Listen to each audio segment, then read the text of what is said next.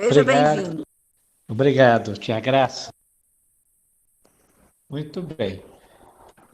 Uma boa noite para todos, né? O nosso tema de hoje é o caminho da fé. Esse é um tema, é um dos temas que eu adoro falar, porque ele exige da gente assim, uma ousadia danada, uma coragem danada. E eu lembro de Jesus quando falou lá na Boa Nova, né? Quando um discípulo perguntou a Jesus quais é, é, o que era necessário para a gente viver a proposta do Cristo. E ele respondeu: coragem, alegria e esperança. E para viver a primeira coragem, nós vamos ter que entender essa fé. Né? A fé, ela sustenta todas as outras virtudes e ela é que nos conduz, ela é que nos fortalece e torna a nossa caminhada mais equilibrada. Então, a proposta de hoje é a gente aprofundar o entendimento do que seria essa fé, que, como diz o Emmanuel, é necessário transformar a crença em fé. Porque o que a gente observa é que a gente tem mais é crença do que fé, né? Quando a gente obtém a fé mesmo, para valer, como diz o Gamaliel lá no Paulo Estevão, ele disse para Paulo, né? Ele disse: a gente reconhece aquele que tem o Cristo no coração quando ele se tornou um louco pacífico. Olha só, que para viver a radicalidade da fé, você se torna um louco aos olhos do mundo. E tem um padre que eu gosto muito da obra dele, Anselmo Grum, ele complementa, e ele fala muito bonitinho que quando a gente adquire a fé, deixa de ser crença, aos olhos do mundo nós nos tornamos irresponsáveis. Olha aqui, então nós vamos trazer essa construção disso aqui, tá? Então, para a gente começar aqui, eu vou citar Emmanuel no Consolador, na pergunta 354, quando ele define fé. Essa definição de fé do Emmanuel eu carrego num papelzinho dentro da minha carteira, sabe? Então ele fala assim: eu vou ler e vou reler e nós vamos comentar, tá? Ter fé é guardar no coração a luminosa certeza em Deus. Certeza que ultrapassou o âmbito da crença, olha só, não é mais crença. Fazendo o coração repousar numa energia constante de realização divina da personalidade. E ele continua: essa fé não pode estagnar em nenhuma circunstância da vida. Traduzindo a certeza na assistência de Deus, ela exprime a confiança que sabe enfrentar todas as lutas e problemas. Então, vamos voltar no início aqui para a gente ir vasculhando isso aqui, né? Então, olha só, ter fé é ter certeza em Deus, que ultrapassou a crença, fazendo com que haja uma realização divina da personalidade no mundo. Então, a fé, ela proporciona uma realização no mundo, pela certeza que nós temos em Deus, não é mais crença, tá? E essa fé não pode estagnar em nenhuma circunstância da vida. Ou seja, em qualquer circunstância, em qualquer momento da vida, ela tem que estar ali presente nessa certeza de Deus, tá? Então, nós vamos ter que entender um pouquinho mais de Deus e como que Deus se manifesta no mundo, através de nós, através das pessoas. E aí nós vamos lá no livro dos Espíritos. Eu gosto sempre de dizer que nós fomos um pouco descuidados, acho, né, com a doutrina espírita, no sentido de perder a filosofia espírita e transformá-la muito em religião. Né? E Kardec teve esse cuidado de falar que a doutrina espírita tem consequências religiosas, mas não é religião. Porque quando fala que é religião, a gente se fecha num dogma, numa verdade absoluta, numa única interpretação. E quando é filosofia, a gente vai ler o livro dos Espíritos como uma totalidade, em que uma pergunta não pode contradizer a outra, porque aquilo é um todo. E sendo filosofia, é passivo de interpretações e vivências, conforme cada um. Então, o livro dos Espíritos começa com a primeira pergunta, que se a gente não entender essa primeira pergunta, todo o livro dos Espíritos vai ser entendido de uma forma ou outra, que é a pergunta: o que é Deus? E Espírito da Verdade responde: Deus é a inteligência suprema, causa primária de todas as coisas. Ele disse de todas as coisas, gente. Não falou de umas coisas e de outra, não. Primeiro ele apresenta a função de Deus e não o que é Deus. E depois fala que é causa primária, primeira de tudo que acontece. Olha só que lindo isso. Olha como é que isso já reflete na prática. Quer ver? Na minha prática médica é muito comum, a gente pede um exame, aí quando a pessoa pega o exame, ela fala assim, graças a Deus não deu nada. Eu pergunto assim, e se tivesse dado alguma coisa, era graças a quem? É, ao capeta? Tudo é graças a Deus. Tudo. O exame normal e o exame alterado. Tudo é graças a Deus. Só que a gente divide o mundo entre as coisas de Deus e as coisas que não é de Deus. Cria uma dicotomia e isso enfraquece a fé. Deixa de ser fé e se torna crença novamente. Percebe? Então, nós temos essa dificuldade de discernir o que é de Deus e o que não é. Ele falou aqui, gente, tudo é Deus. Lá no Bhagavad Gita, o livro sagrado da Índia, eles falam a mesma coisa de uma forma objetiva. Eles falam que a gente tem que aprender a ver Deus no cão, no bandido, no santo, porque tudo é manifestação de Deus. Isso já começa a mudar a gente. Porque na hora que a gente está diante de uma circunstância dramática, a gente começa a pensar que foi Deus que é a causa primária daquilo, eu já começo a ter um sentimento diferente, um sentimento novo, não é mesmo? Que gera segurança. Tem uma mensagem no livro Roteiro de Emmanuel, chama Segurança. Ele é objetivo. A única segurança possível é com Deus. E se Deus é tudo no universo, então nós estamos seguros do ponto de vista do espírito. Só que aí está uma confusão que eu gosto sempre de repetir, que nós somos espíritos transitoriamente em experiência humana. Nós não somos humanos em experiências espirituais. Isso muda tudo. Nós somos espíritos. Pronto. A experiência humana é passageira, transitória, não é a realidade do espírito. Aí já começa a facilitar a gente entender Deus, porque tudo que Deus faz e cria no mundo é a favor do espírito e não a favor do humano. Isso já modifica. Isso é um exercício, né, gente, de vida. Eu fiz uma experiência de propósito, aconteceu comigo um fato, e a gente vai lembrando que isso aqui tem que ir impregnando a gente, né? Para transformar a inteligência da razão em inteligência do coração. Eu fui há um tempo atrás, eu fui abordado por um ladrão na rua, apontou uma árvore e me pediu as coisas. Na hora me veio isso tudo aqui, sabe? E eu olhei para o ladrão e falei assim, olha, é Deus. Deus está me pedindo o que é dele, que nada meu é meu.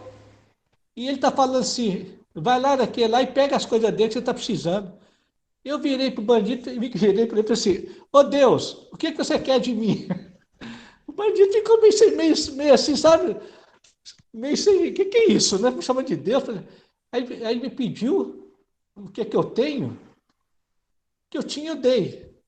E ainda falei assim, vai com Deus.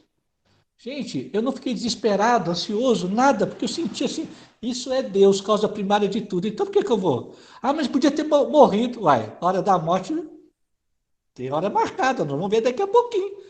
Por isso que viver a fé é dramático, gente. Por que é dramático? Porque exige da gente uma exposição, contactar com a nossa vulnerabilidade. É só na vulnerabilidade que a gente sente Deus. E quando a gente está no controle, no comando da coisa, a gente acha que está seguro e acha que tem fé em Deus. Tem nada. A fé emerge na dramaticidade da vulnerabilidade.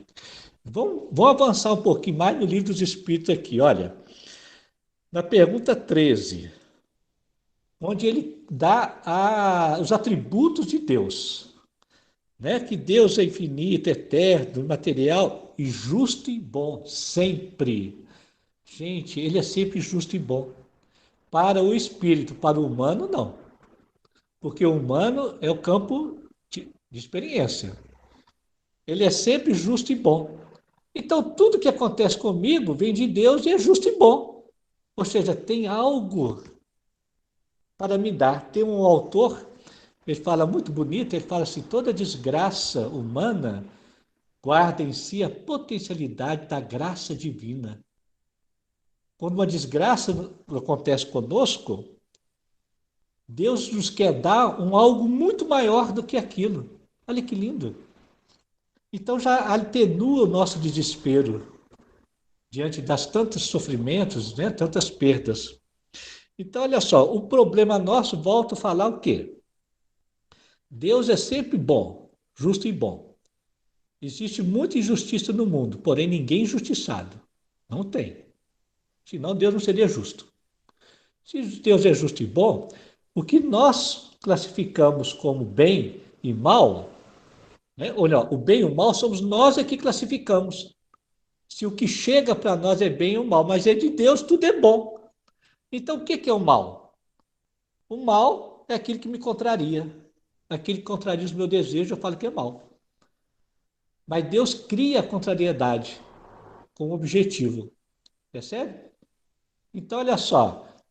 Tem uma definição de bem e mal no livro Ação e Reação, do André Luiz, muito bacana, que ele fala, o que é o mal? Aí o mentor responde, o mal é tudo aquilo o mal é tudo aquilo que é contrário ao desejo de Deus. Olha só. Então, se tudo que acontece é desejo de Deus, eu que estou classificando o que é bem e o mal. Se eu elimino essa classificação, pronto. Eu já começo a ver tudo Deus. E eu começo a perguntar: o que, que Deus quer comigo diante disso? Diante de um horror, de uma perda, de um sofrimento? O que, que Deus quer de mim? Ele quer algo de mim, ele quer que nasça em mim algo. Percebe, gente? Então já começa a gente a mudar. É um exercício de vida, né? Eu tenho 6 netos, né? Minha filha comentando que ela mora no interior, muito pequenininho, não tem casa espírita lá, então ela mesmo dá as aulinhas de evangelização. E os menininhos, tudo na faixa de 4, 5, 6 e 8. Aí ela passou esse conceito para os meninos, né, de Deus, causa primária, de tudo, tal. Aí um dos menininhos, gente, de 6 anos, virou com muita raiva, assim, sabe? E falou assim: eu não gosto desse Deus. Mas por quê, Pedro? O que aconteceu? Ele que me fez perder o meu melhor brinquedo. Se Deus é a causa primária de tudo, foi Deus que perdeu o brinquedo dele. Olha só que interessante a criança absorver o conceito, né? Aí a mãe explicou: ele fez você perder o brinquedo, sabe para quê? Pra você aprender a ser feliz com brinquedo ou sem brinquedo. E vamos ficar felizes sem brinquedo? Vamos? Então vamos. Pronto. É a lição, né? Percebe que bonitinho? Então, olha só, gente, prosseguindo aqui no Livro dos Espíritos, para a gente ir construindo a fé raciocinada, né? Para a gente se libertar aí dos nossos temores. Não é fácil, porque os temores acompanham a gente a vida inteira. Pergunta 258, né? Olha só. Antes de começar a nova existência, o espírito tem consciência e previsão do que lhe sucederá? Aí ele responde: ele próprio escolhe o gênero de provas por que há de passar. É uma pergunta grande, eu peguei só essa frasezinha e a outra. Então, olha só, nós escolhemos o gênero de prova que vamos passar. O que é gênero de prova? Cada circunstância da vida vai ao encontro da necessidade do espírito. A circunstância é que promove o nascimento daquilo que me falta, das virtudes que me faltam. Percebe? Então, toda circunstância tem a potencialidade de nascer em mim o que me falta. Isso é a provação, né? E mais ainda, o Emmanuel ainda fala, a mente é uma ilusão que salteia a inteligência. E a aprovação está aí na mente, o como eu interpreto a circunstância da vida. Eu vim para me libertar dessa interpretação, percebe? Então esse conceito ele é fantástico, por quê? Se já está tudo escolhido, as circunstâncias, cabe a mim agora o como passar por elas. E o Espírito da Verdade ainda é mais taxativo. Tem uma frase aqui que eu gosto muito dela, que fala que nessa mesma pergunta o Espírito da Verdade fala assim: se um perigo vos ameaça, não fostes vós que o criou, e sim Deus. Ô, gente, olha que consolação, gente. E ainda depois ele vai, né? Quer dizer que não precisa de ter previdência? Ele fala: se não tiveres que passar por aquilo, os espíritos influenciam em vossa vida de tal maneira que você não passa. Como também, se tiver que passar, vai passar. Ele dá aqueles exemplos famosos, né? Os dois exemplos famosos, está lá no Livro dos Espíritos, do raio e da escada. Né? Ou seja, se o espírito tiver que cair de uma escada e se quebrar todo, o guia vai guiá-lo até a escada que já está pronta para quebrar. Não muda, ele não quebra a escada, porque isso é mudar a lei natural. Mas o guia o dirige até a escada quebrada. E ele dá o exemplo do raio também. Se tiver que mudar, se tiver que morrer com raio, o guia vai dirigir o seu companheiro para onde vai cair um raio, porque já sabe. Percebe, gente? Olha que incrível. Isso é lindo demais. Isso vai em conta até da teoria de Einstein, da física, né? Quando fala que tudo está interligado, não tem uma folha que cai, não tem um dado, né? Deus não joga com dados no universo. Então, olha só, se o perigo vos ameaça, não fosse vós que o criou, e sim Deus. Tá, pronto. Ó, isso já começa a gerar uma tranquilidade em mim. Percebe? Já começa a ficar mais tranquilo, gente. São as provações que eu escolhi. Então, vamos dar uns exemplos práticos aí das histórias que passam por mim, que eu me encanto, né? Uma delas foi com uma vizinha nossa, muito interessante. O filho foi passear na Austrália com um amigo. E lá eles entraram num parque selvagem, né? Foram caminhando, caminhando, tal. E era um processo, eram os mochileiros, né? Um dado momento ele torce o pé e quebra o pé. E tem dificuldade de andar. Um amigo, percebendo a dificuldade, saiu na frente em busca de socorro, né? Deixou ele para trás e nada que voltava, nada que voltava. Ele então resolveu caminhar, com esforço, começou a caminhar, com muita dor. Já estava no terceiro dia, gente, e nada de que ele encontrava a volta, algum local, algum socorro. Quando ele estava prestes a desanimar e se entregar, ele ouviu uma voz dizendo: levanta e caminha. Ele foi possuído por uma força, ele estava a 50 metros do asfalto.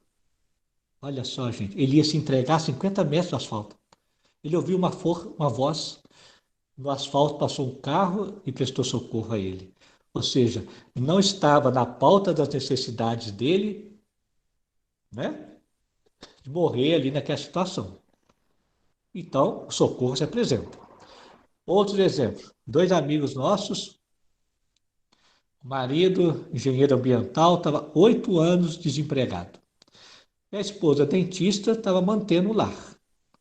De repente, gente, a dentista aparece com uma leucemia. Teve que se afastar do consultório. Naquela mesma semana, gente, ele foi chamado para trabalhar.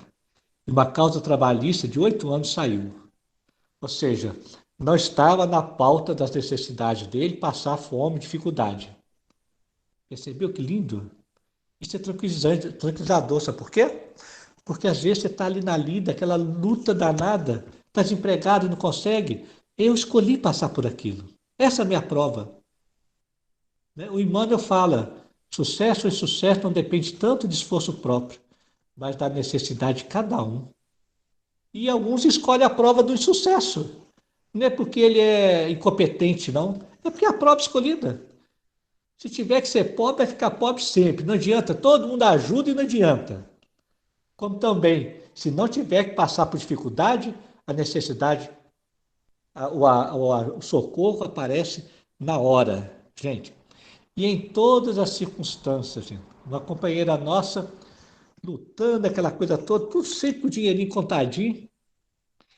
Aí o marido, já com 80 e tantos anos, precisando de fazer um ajuste na boca, dos dentes, não tinha dinheiro. Ele resolve jogar na loteria, ganhou exatamente o valor que o dentista cobrou, R$ 5.000. Ela até riu, falou assim: puxa, por dentro tem que ir um pouquinho mais, né? Eu falei, não, a vida dela veio para lutar até o fim. Ela está com 86 anos e trabalha até hoje, que ela é que sustenta a família. Escolheu essa prova, né, gente? Percebeu? Então, essa fé, ela nos sustenta. É a diferença da crença, né? Então, olha só, outros exemplos. Vamos lá, porque os exemplos da vida são os testemunhos, né? São os testemunhos. Em todos os sentidos, a fé está aí. Esse sentir como Deus age no mundo, né, gente? Aconteceu com a minha filha, né? Essa que tem 4 filhos, mora lá no interiorzinho, pequenininha. Ela é muito ousada, atrevidinha, sabe? Aí ela saiu com os 4 menininhos para passear lá no mato, nas cachoeiras, uma região muito rica em cachoeira, montanha. Saiu só ela e os 4 menininhos. Foram lá enveredando pelo rio, a cachoeira, a trilha. De repente o mato começou a crescer, a floresta, e ela se perdeu. Perdeu a referência da trilha. E ela comunga muito essa fé, né? Ela virou e falou alto para os meninos ouvirem: Deus, eu estou perdido. Se o senhor achar que eu tenho que continuar perdida, eu aceito, Senhor. Agora, se o senhor acha que não tem que ficar perdida, dá um sinal. Gente, quando ela falou assim, passou um pouquinho, saiu do meio da mata lá da floresta um burro. Ela virou para o burro e disse assim: Burro, eu estou perdida, mostra o caminho. O burro começou a andar, gente. E os menininhos a sapeca atrás, vibrando atrás do burro. E o burro a reconduziu para a trilha e levou ela até em casa. Tá vendo, gente? Deus é doido. Deus é tudo. Se a gente não entender que Deus é doido, a gente não entende Deus, não. Entendeu? O burro levou ela, apareceu na hora. Apareceu na hora, gente. Isso é Deus, gente. E assim podemos ficar contando. Olha só outro caso bonito de um cliente meu.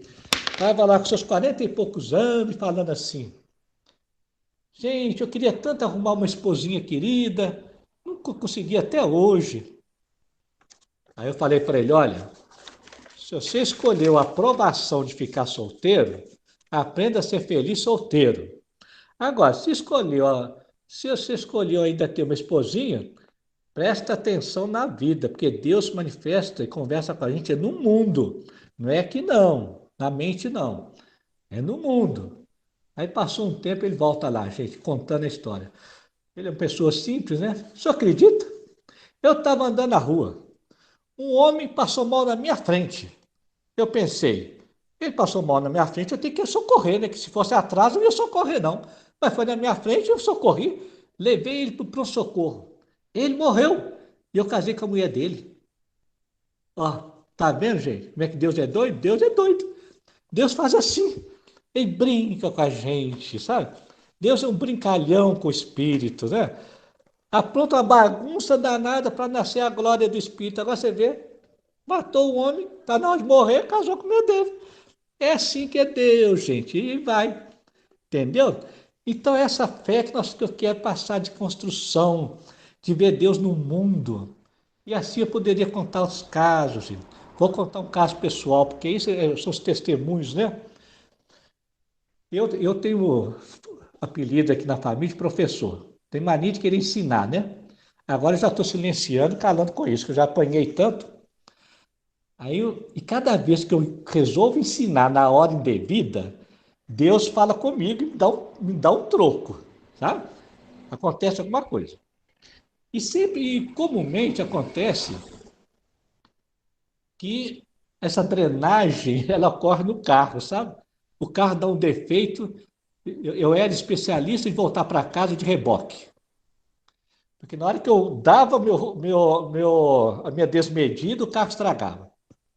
Um belo dia, nós fomos lá na pousada, eu cheguei lá e a pousada não tinha nada que foi combinado. Na hora que ele estava indo embora, o dono aparece e pergunta: E aí, foi tudo bem? Vocês gostaram? Quando ele falou isso, a gente apertou aquela campainha do ego, da sombra, e eu comecei passar um sabão nele. Comecei a ensinar como é que cuida das pessoas, como é que trata. Não pode ser assim para tratar. Tá, pegamos o carro, gente. Era uma picape Ranger. Quando eu entrei na estrada, lá vai ela esquentando. A temperatura subiu, começou a sair fumaça no capô. Eu parei o carro, gente, eu lembro direitinho. Fui para frente do carro, em frente ao capô, comecei a chorar. Falei assim: Deus, me perdoa, Senhor. Lá foi meu ego outra vez querer subjugar o outro. Conversei com Deus seriamente, pedi perdão a Ele. E disse para Ele assim: Olha, Deus, foi você que estragou esse carro, para me lembrar do que eu não devo fazer. Eu já lembrei, já te pedi perdão. Eu não vou chamar reboque dessa vez, não, Deus. Você estragou, você conserta, porque eu vou embora com ele estragado, fervendo. E o Senhor que tem o poder de estragar, tem o poder de consertar. Mas eu falei com tanta força e fé, vocês acreditam, gente? Foram 250 quilômetros, parecia que eu estava andando no céu, flutuando. O carro não esquentou, e eu flutuando como se estivesse no céu, e o carro ali, de vez em quando eu olhava para o termômetro, né, duvidando, né? Falei, cheguei aqui, o carro não estragou, nem levei para a oficina. Deus se estraga, Deus conserta. Você entendeu como é que é, gente? E assim vai. Vamos continuar aqui no Livro dos Espíritos para a gente fortalecer essa construção dessa fé. Pergunta 853 do Livro dos Espíritos, que é outra pergunta que eu adoro. Quando fala da hora da morte, né? E todo mundo com medo de morrer, né, gente? Pandemia está aí, né? Como diz a minha irmã, até gente que nunca morreu está morrendo. Tá uma loucura, né? E nós com medo de morrer, né? Ai, meu Deus, chegou minha hora, não chegou, né? Ah, tristeza, né, gente? Tá um trem danado, né? Mas é assim mesmo. É porque a gente esquece que é espírito, a gente é humano, humano morre mesmo. Mas espírito não. Ah, Deus não quer morrer, não. Quer ficar por aqui mesmo. Olha essa pergunta. Ele fala, aí ele responde. Olha só. Fatal, no verdadeiro sentido da palavra, só o instante da morte o é. Olha só, vou repetir. Fatal, só o instante da morte o é. Chegar esse momento, de uma forma ou de outra, a ele não podeis furtar-vos. Acabou, gente. Poder ficar tranquilo. Poxa, ih, tive contato com a Covid. Louvado seja Deus. Se tiver na hora, me leva. Se não tiver, não vai acontecer nada. E é isso que está acontecendo nessa pandemia maluca. Deus trouxe isso aí, sabe para quê? Como diz um amigo espiritual, ele veio para acabar com a raça humana. Nós perguntamos, como assim a raça humana? O que caracteriza a raça humana é querer ter razão. Essa pandemia veio para acabar com a razão humana para instalar a razão divina. Falou tudo, gente, é isso mesmo. Botou todo mundo embolado dentro de casa. Se você quiser ter razão, você vai acabar com o outro. É melhor não ter razão mais de nada. A medicina, ninguém está se entendendo mais nada. Um tem doença, outro não tem, o outro fraquinho não teve, e aquela confusão danada, porque está desconstruindo a razão humana. Olha que lindo. Porque a nova era, a regeneração, é a razão divina que prevalece, não é a razão humana. Como diz o Espírito da Verdade, a razão humana é deseducada. Ela não expressa Deus, ela é uma ilusão. Então, gente, se a hora da morte é fatal, podemos ficar tranquilos, podemos? Eu tenho um filho que é bombeiro, sabe? Ele volta e meia, chega aqui contando os casos. E os fatos, como dizem Kardec, os fatos, a gente não deve nunca afastar dos fatos. Porque se eu explico uma coisa e o fato diz outra, eu tenho que mudar a minha explicação. Porque o fato é fato. E ele me conta assim, pai, quantas vezes a pessoa tenta o suicídio e não morre? Olha só, gente. A pessoa pulou do oitavo andar e não morreu. Como? Tinha que morrer. O outro calculou tudo de medicamento, de injeção, era um médico, calculou tudo para ele morrer, não morreu. Até o suicídio nós vamos ter que rever o nosso conceito. Porque quem tem poder sobre a morte e a vida é Deus. Está lá no livro de Jó, o Espírito da Verdade fala a mesma coisa. Ninguém tem o poder sobre a vida. Só Deus. Olha que lindo, gente. E aí eu ouvi de uma cliente minha, né? Ela contando, não é espírita nem nada. Ela falando assim, que ela se afogou no alto mar, né? Levaram 30 minutos para resgatá-la. Quando resgataram, né? E ela contando que ela estava no fundo do mar, ela perdeu as forças, se entregou. Levaram 30 minutos. Não teve sequela nenhuma. Isso é inexplicável. Sem sequela nenhuma. E ela disse assim: quando eu estava no fundo do mar, eu ouvi uma voz dizendo: Ainda não é hora de partir. Fique em paz, tranquilize. Olha só, gente, coisa linda. Ainda não é hora de partir, fique em paz. E eu me lembro de uma paciente também que tentou suicídio, estava em coma, e quando voltou do coma, ela disse assim: eu preciso conversar com o doutor Fulano. E não havia esse médico no hospital. Eu falei, mas como? Todo dia ele vinha aqui, conversava comigo, dizendo que não era hora de partir. E não tem esse médico? Não havia esse médico, gente. Olha que lindo. Percebe? Era o guia dela. É o anjo tutelar da vida dela, dizendo ainda na hora de partir. Percebe, gente, que lindo? Então isso é muito consolador. Isso é que é nascer essa fé absoluta, que nos faz enfrentar, como diz o Emmanuel, qualquer circunstância da vida, que nos faz soltar os filhos para a vida, sabendo que cada um tem o seu guia, e que o guia conduz o filho para o seu destino. Então você vê que essa fé já vai mudando a maneira nossa de rezar, né? Porque a gente fala assim, Senhor, protege o meu filho. Proteger de quê, gente? Deus sabe de tudo. Isso aí é ranço católico. Proteger do demônio, proteger da desgraça. Que nada, Deus é que cria desgraça, conforme a necessidade de cada um. Uma vez, nosso filho capotou o carro, eu estava dentro do carro, preso ainda. Quando eu cheguei lá para socorrer, ele lá dentro, preso, ele falou assim: pai, eu já estava indo fazer um negócio sujo. Graças a Deus aconteceu esse acidente, pai, porque aí eu não vou fazer o negócio. Isso me despertou. Gente, que coisa linda. Percebe como é que Deus é doido? Ele cria algo para despertar o ser espiritual que somos. Então a gente começa a mudar. Não precisa mais rezar, Deus protege, porque Deus sabe de tudo. Deus é onipresente. Então, aí a gente começa então a sentir certas palavras que a gente já ouviu tantas vezes e que ficou às vezes só na razão, né? Quando lá em Mateus, capítulo 6, versículo 25, quando Jesus fala: não andeis ansiosos pela vossa vida. Olha só, gente. Qual de vós, por ansioso que esteja, pode acrescentar um côvado ao curso de sua vida? O que é ansiedade? Falta de fé. Exigência. Razão. Nós já fizemos um estudo sobre ansiedade no grupo, né? É a falta de Deus na nossa vida. Eu estou exigindo resultado, eu quero resultado, eu quero que dê certo. Ai, meu Deus, meu filho vai fazer uma cirurgia. Deus sabe disso. Deus sabe. Ah, ele sabe? Sabe. Então pode relaxar, minha filha. Pode ficar alegre. Vamos alegrar? Vamos? Né? Que é a alegria franciscana. O que é alegria franciscana? Né? Tem aquela mensagem da Joana de Anjos, chama Alegria Absoluta. Depois vocês buscam na internet aí, é linda, gente. É Francisco de Assis contando, conversando com o seu companheiro, falando o que é alegria absoluta com Deus. Que é quando a gente vê Deus em tudo. E aí ele fala assim: o dia que a gente bater numa porta, ele dá o exemplo, bateu numa porta de uma casa, chovendo, um frio danado, o dono da casa abre a porta, te xinga, te blasfema e bate a porta na sua cara, e você sai dali rindo e feliz, porque Deus te deu uma oportunidade de louvá-lo. É a alegria absoluta de Francisco de Assis, que ri com a própria desgraça, que é uma qualidade dos sábios, dos iluminados. Rir com a própria desgraça, do outro não, do outro é ironia. O humor, né? Que é aquele caso famoso lá do Zorba, o grego, né? O Zorba, o grego, juntou as economias todo dele para montar um negócio, uma mina. No dia da inauguração, gente, a mina caiu. Ele olhou aquela desgraça e pensou: ou eu choro ou eu danço.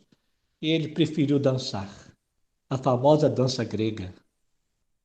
Quem conhece aí os antigos, conhece aquele samba Minha Saudosa Maloca, né? Como é que chama, gente? Eu esqueci o nome dele. Saudosa Maloca, né? Ele vendo o casebre dele sendo destruído pelos tratores, resolveu cantar, né? E deixou-nos aquele samba maravilhoso de ver Bezerra da Silva, né, beleza. Ricardo? Oi? Bezerra da Silva, né? Eu acho que é, né? Eu esqueci o É. nome. Dorivaldo, como é que é? Eu esqueci, mas depois vocês vão olhar. A letra da música é linda. Adonilão Barbosa. Isso, Dorilã Barbosa, falou bem. É linda a música, gente, minha saudosa maloca. É isso que nós estamos precisando de aprender, gente. E aí, o que a gente aprende diante do quê? Das circunstâncias da vida. Então, continuando aqui em Mateus, Jesus, né? Qual e aí vai, o Pai Celestial sabe que necessitais. Olha só, isso é consolador demais. Buscai, pois, em primeiro lugar, o reino e sua justiça, e todas essas coisas serão acrescentadas. Portanto, não vos inquieteis com o dia de amanhã, pois o amanhã trará seus cuidados. O Pai sabe do que o Espírito necessita, não é o humano, gente. Tem um caso que eu gosto muito de contar, que é um horror, para a gente aprender a ver Deus no horror. A gente é acostumado a ver Deus nas florzinhas bonitas, no girassol, né? Eu fazia uma observação lá na nossa casa espírita, no departamento de evangelização, que sempre que eles ensinavam Deus, mostrava só a beleza da natureza, né? As coisas lindas. Por que não põe o tufão, o furacão, a casa caindo? Isso tudo é Deus. É Deus, Deus que cria, né? Então, perdi aqui, que eu ia contar um caso e perdi, gente. Depois eu volto, então. Né? Então é isso. Não vos inquietai. Ah, lembrei do caso que eu ia contar da Polônia, Segunda Guerra Mundial, aquele horror da guerra, né? E lá tinha um convento, as freiras rezando, lá o convento fechado e a desgraça reinando lá fora, as crianças órfãs, aquela coisa toda, e as freiras só rezando no convento, não fazia nada. O exército russo invadiu a Polônia e os soldados estruparam todas as freiras. E elas se engravidaram, gente. A Madre Superiora, para manter a honra do convento, começou a jogar fora os neném na neve, escondido, para manter a honra das freiras. O horror estava tanto, tanta freira engravidando, e ela não dando conta, que ela permitiu que adentrasse no convento uma médica da Cruz Vermelha. E a médica da Cruz Vermelha, guiada de Deus, propôs: por que vocês não acolhem as crianças órfãs e fala para a sociedade que esses nenéns foram adotados, são crianças órfãs. E aí o egoísmo das freiras se transformou no convento em fraternidade legítima. Graças a quem? Aos estrupadores. E o Espírito, lá no Evangelho, segundo o Espiritismo, fala: o mal é mal, mas às vezes é necessário o mal para nascer o bem. E Deus usa de espíritos ainda primitivos para que a realização do bem ocorra na alma de cada um. Olha só. E aí fala lá no Evangelho: o dia que não houver mais a necessidade, que o egoísmo tiver sido superado, não vai haver mais as circunstâncias dolorosas necessárias. Então, nesse exemplo dramático, se houvesse a liberação do individualismo, do egoísmo, não precisaria do estrupador. Percebe? Que doido? Então, essa maneira de ver Deus é que modifica, que nos dá mais coragem, né, gente? De enfrentar as vicissitudes da vida. Olha aqui na primeira carta de João, para a gente fortalecer nessa construção. Crer no amor que Deus nos tem. Deus é amor. Nisto é em nós aperfeiçoado o amor, para que no dia do juízo mantenhamos a confiança. Qual que é o dia do juízo? O dia do testemunho. Saber que o que está acontecendo é o amor de Deus. E aí ele continua no versículo 18. No amor não existe medo. O perfeito amor lança fora o medo. O medo produz tormento. Logo, aquele que teme não é aperfeiçoado no amor. Gente, olha só. Enquanto a gente está temendo, é que a gente ainda duvida do amor de Deus. À medida que a gente vai introjetando o amor de Deus em nós, o temor vai embora, gente. Só que isso é exercício da vida inteira, tá? Não vão se condenar porque ainda tem medo, não, porque é exercício da vida toda. O Emmanuel fala, né? A mente, ela só morre se nós fizermos a ressurreição enquanto vivo. Porque a mente é uma ilusão. Toda hora a mente vai sugerir o medo. E eu vou fazer exercício de não viver o medo. À medida que eu vou fazendo exercício, vai nascendo em mim a certeza do amor de Deus. E aí eu enfrento qualquer circunstância da vida, acreditando que ali existe o amor de Deus. E aí vai nascendo em nós o que o ser equânime, né? Que é o ser que passa pelos reveses da vida, como diz lá no Evangelho, capítulo Bem-aventurados os aflitos, antídoto da loucura, está lá. O espírita deveria aprender a passar pelos reveses da vida com indiferença e até mesmo alegria. Isso tem que ser treinado, gente. Indiferença e alegria, que é o quê? Nem é nem gosto nem desgosto. Se isso é o amor de Deus para comigo, o que, que resta? Resta aceitar e administrar aquilo que está vindo. Louvado seja Deus. O exercício é, qualquer circunstância, louvado seja Deus. Exercício, viu, gente? Que é dramático. É a gente focar isso e ir se desidentificando de um condicionamento que nós temos, né? Até do jeito de falar, do jeito de rezar. E olha aqui o que está na Gênese. A natureza inteira mergulhada no fluido divino. Nenhum ser haverá, por mais ínfimo que suponhamos, que não esteja saturado dele, saturado de Deus. Nenhum ser, mais ínfimo, gente. Então o bandido que entrou na nossa casa é de Deus. Tudo é de Deus. Entendeu? Nós passamos por uma experiência, né? Depois que eu aprendi essas coisas, quando eu saio de casa, eu saio assim, Deus. Antes eu saía de casa e falava assim, Deus, protege a nossa casa, cuida da nossa casa. Gente, a casa não é minha, não, é emprestado. Aí agora a gente sai e fala assim, Deus, essa casa é tua, tá? Faz o que você quiser. Aí veio o testemunho, né? Estava eu e minha esposa apresentando um seminário lá no Rio de Janeiro. Deu intervalo, que em janeiro sai assunto de violência, de roubo, né? Aí eu falando pro pessoal, pois é, deixei a casa sozinha lá, falei para Deus, Deus, a casa é sua, faça o que quiser, tá? Quando eu acabei de falar assim, gente, meu telefone toca, meu filho, ele liga e fala assim, pai, dê um pulo lá na sua casa, ladrão invadiu sua casa.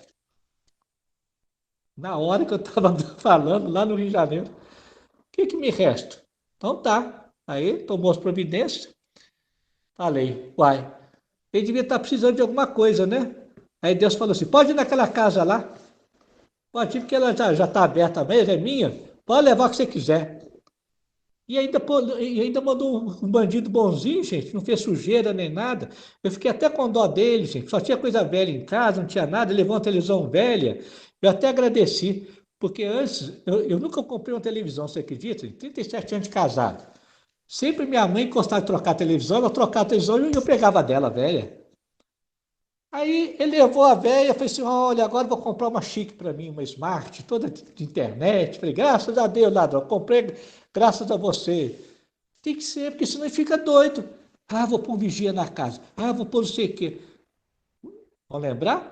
Se um perigo acontece, não fosse vós que criasse, insistir em Deus. Então, pronto. Fique em paz, faça o que você quiser. Se quiser tranca, se quiser destranca, se quiser põe vigia ou não põe vigia. Porque os espíritos vão influenciar conforme a necessidade de cada um, nós falamos isso, né? Então, continuando na Gênese, Kardec. Nenhuma de nossas ações lhe podemos subtrair o olhar. O nosso pensamento está em contato ininterrupto com o pensamento de Deus. Estamos nele, como ele está em nós. Eu acho isso fantástico, gente. Só que a gente esquece, viu? Toda hora esquece. Aí nós vamos ter que lembrar para ir treinando essa vivência. Deus está em nós como nós estamos nele. Se Deus é a causa primária de tudo, esse exercício da fé vai nos levando paulatinamente a um desprendimento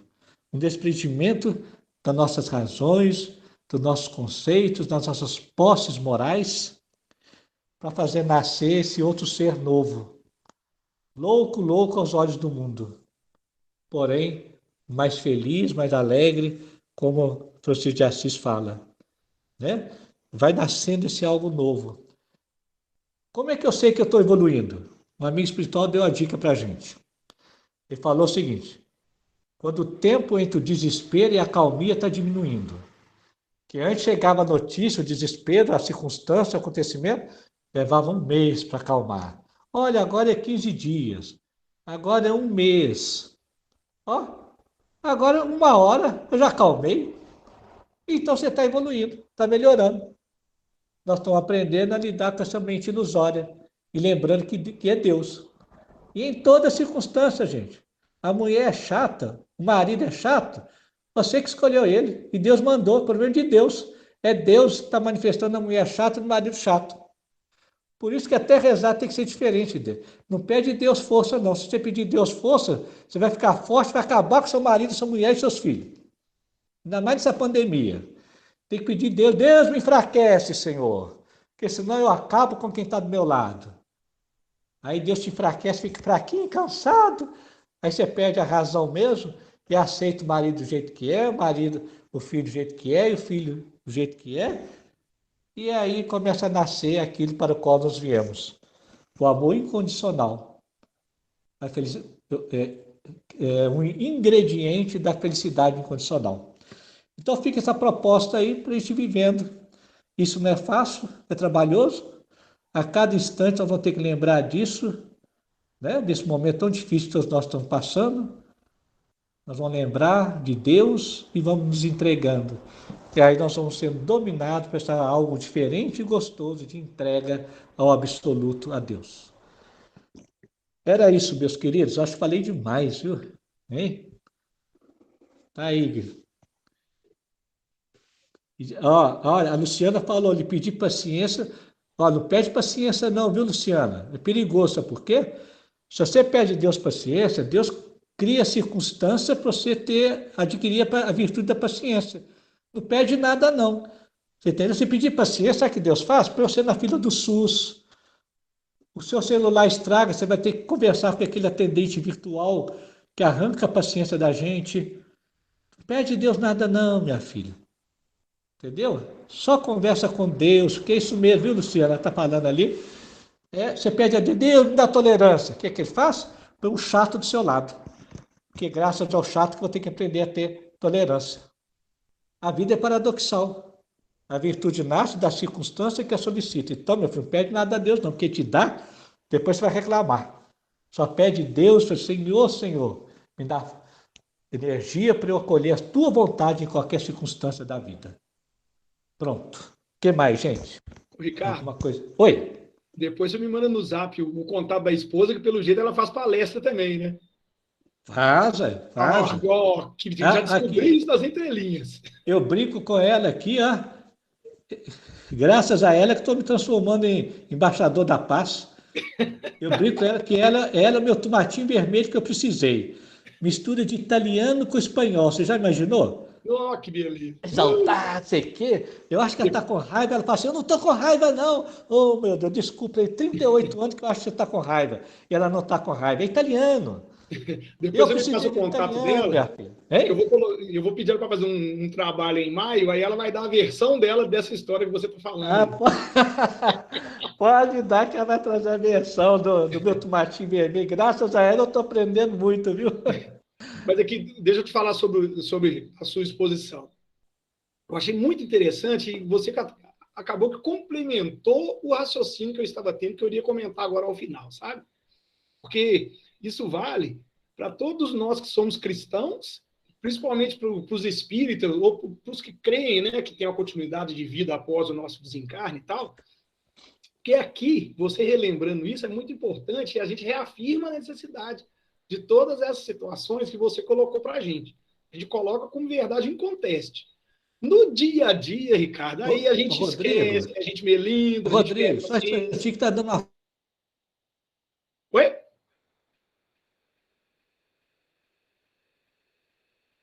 Vocês estão me ouvindo? Você tá, Tia Graça? Eu estou te ouvindo, mas ele saiu. Ah, então então deu um probleminha pro lado dele lá. Ele está ainda como online, mas ele deve sair e voltar. Eu acredito que deve ser isso. Mas realmente o que ele falou, eu também fiquei analisando, é isso mesmo. Mas é muito verdade, né? E necessidade que a Tem gente muita tem, coisa que encaixa direitinho. porque o dia a dia que nos diz isso claramente, né, Tia Graça? Tipo assim, eu sei que é normal acontecer, às vezes, algum infortúnio comigo. Eu sei agora aqui na reunião. Se amanhã eu estou no meu serviço, lá acontece qualquer coisa, eu me revolto no primeiro momento, eu não vou querer aceitar. Só que, gente, Deus está presente em tudo. E a gente imagina como se fosse só essa jornada reencarnatória, a única. Tudo que acontece conosco é o melhor visando uma continuidade, né? A gente se esquece disso. E outra coisa, e é um verdadeiro exercício sempre, né? São exercícios. Você vai até uma hora, dá tudo certo. Ô, Lu, você ia falar? Você destravou aí? Ô, Rodrigo, eu pedia tanta coisa, também pedia paciência, eu sei que eu pedi um monte de coisa também. Aí, por fim, eu parei de pedir esse monte de coisa, eu falei, hoje eu peço sabedoria. Porque você tendo a sabedoria, você sabe resolver qualquer situação, qualquer dificuldade que aparecer para você, você vai pensar, analisar e depois tentar resolver. Então, ou seja, hoje eu já peço sabedoria. Sim. É Sabe verdade. por quê, Lu? A gente vai tendo, assim, vão se passando os anos, a gente vai adquirindo uma situação que se chama bagagem ou maturidade, né? Porque a Aham, gente aprende não só no amor, a gente às vezes toma umas cacetadas para que a gente aham. possa aprender a absorver as cacetadas, para aí, se a próxima vez a gente já vai estar preparado. Isso é a bagagem, né? E isso É, Deus permite que faça e é bom para nós, porque essa maturidade a gente vai levar para o resto da nossa jornada evolutiva. aham, é E eu achei muito verdade. interessante o trabalho do Ricardo. Vamos ver se ele volta aí. Porque ele foi falando, o título é O Caminho da Fé. E ele foi ilustrando ainda com os exemplos, né? Todos muito interessantes que ele citou. É, até a questão da televisão, que estava na hora de trocar, mas estava segurando, o ladrão levou, um momento era com Aí ele. comprou a melhor ainda. Aham, Teve de gastar, né? Mas, Mas é uma pura verdade, né? aham. É assim mesmo. Deus É, age dessa maneira mesmo. A ah, gente que é um pouco mais velho, quantas coisas não aconteceram com a gente? desse tipo, verdade. Pois é. porque o apóstolo Tiago diz, né, que está aí presente ainda para a gente, que a fé sem obras por si só é morta, né? E ele citou a questão da fé. A gente demonstra no dia a dia no que a gente constrói, porque aí é a nossa fé sendo cristalizada. E é importante demais a gente fazer isso na hora do testemunho, igual o Ricardo trouxe para a gente, né? E na hora do testemunho é que aparece mesmo. O, Tia Graça, tem mais? Você quer falar alguma coisa? Peraí que ele me mandou um áudio, deixa eu só ouvir o que é aqui. Oi, Rodrigo. Vocês estão saí ouvindo? subitamente, que deu um pane aqui no meu celular, deu um aviso subitamente que ia desligar. E aí deu um apagão aqui, como se estivesse sem bateria, mas ainda tinha bateria. Deu um defeito aqui, vou ter que olhar. Você peça desculpa aí ao grupo, viu? Um abraço e obrigado pela oportunidade. Bem, gente, então ele deu apoio, só que ele havia encerrado, a gente já fez os comentários devido acerca da palestra, mas alguém quer falar alguma coisa acerca do assunto? Eu achei muito proveitosa, eu vou fazer o agradecimento a ele aqui, vou pegar o contato da esposa dele, Isso vou trazer mesmo. ela para falar para a gente aí também. É muito boa a palestra dele, que ele volte outras Esse, vezes, e como ela, né? sempre, né, Graça, isso, já é a terceira vez eu acho que ele fala para nós, ele é Bem que eu vi, excelente. falei, gente, eu já ouvi palestra dele. Então, ele foi no na nossa fraternidade. Já falou também online. Ah, Ele pois já é, teve bem que eu vi trabalhando. que eu estava lembrando. Ele, Ele é ele, de BH. ele é psicólogo. Pois é, Então, Belo Horizonte? ele é de Belo Horizonte. Um excelente palestrante. Eu vou É agradecer verdade. ele. Até aproveitando o ensejo, para quem está na sala, hoje foi uma palestra com um palestrante de fora e na quinta-feira também vai ser. Então a gente pede ao pessoal que possa prestigiar o máximo possível para dar mais pessoas, para a gente ficar até mais confortado, né, de ver que a pessoa de fora vai ser mais ouvida, que está dando mais Sim, ibope. Isso aí é importante também, né, Graça? Forjar é o Brasil. muito. Então, a gente já está divulgando para quem está na sala aqui com a gente agora, para na quinta-feira a gente poder estar presente também. E a gente só aprende, né? A colocação de um, a colocação de outro vai aumentando a... Com certeza. E por mais que nós estejamos gravando, que é o que está acontecendo até no momento, a gente está ao vivo é diferente. Né? A gente está ao vivo na hora, é diferente. Então, que a gente possa, o máximo possível, prestigiar as nossas reuniões aí no horário. Com certeza. Tia Graça, eu vou, então, desligar a nossa gravação, aí você pode fazer a prece para a gente.